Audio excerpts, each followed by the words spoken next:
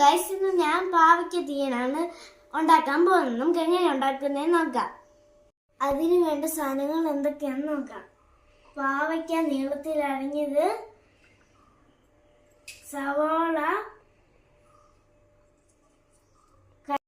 കരിയാപ്പിലയും മുളകും, പിന്നെ നമ്മൾ ഒരു ചെറിയ ചൂട് വെള്ളത്തിൽ നമ്മൾ പുളി ഇട്ട് വെച്ചിട്ടുണ്ട്.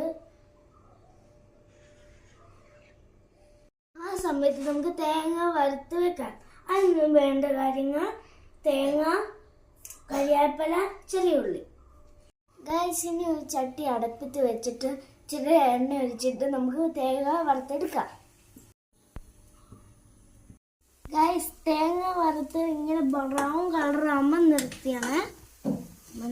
നമ്മൾ വറുത്തരച്ച തേങ്ങയിലത്തോട്ട് 1 സ്പൂൺ മല്ലിപ്പൊടി, 1 സ്പൂൺ ഒരു സ്പൂൺ മുളക് പൊടി, 1 സ്പൂൺ മല്ലിപ്പൊടി കൂടിയും ചേർക്കാം.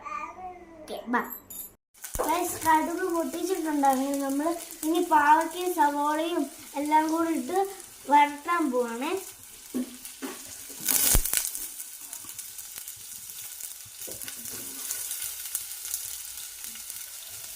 ഇനി നമുക്ക് ഇച്ചിരി ഉപ്പ് കൂടി ഇടാം.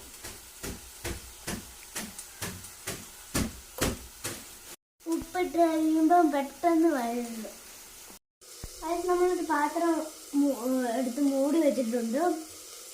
ഇത് നമ്മൾ ഇളക്കിക്കൊണ്ടിരിക്കണം, അല്ല അടി പിടിക്കും. പാത്രം മൂടി വയ്ക്കുമ്പോൾ വേഗം കഴിഞ്ഞിരിക്കും കേട്ടോ. നമ്മൾ നേരത്തെ ചൂടുവെള്ളത്തിൽ ഇട്ട് വെച്ച പുളി നമുക്ക് ഒഴിക്കാൻ സമയമായി. അത് നമുക്ക് ഇങ്ങനെ ഇളക്കണം. ഗൈസ്, ഇതെല്ലാം കൂടി ഇനി ആ പുളി എല്ലാം കൂടി ഇങ്ങനത്തെ പിടിക്കട്ടെ.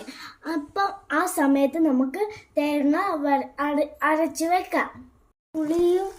പുളി പാവയ്ക്കാൽ പിടിച്ചിട്ടുണ്ട്. ഇനി നമുക്ക് അതിൽ അരപ്പൊടിയും ചേർക്കാവേ. കണ്ടോ ഗൈസ്, നമ്മൾ അരപ്പ് ചേർത്തപ്പോ ഇതൊക്കെ കളറൊക്കെ മാറി. എന്ത് രസമാണ് കാണാൻ.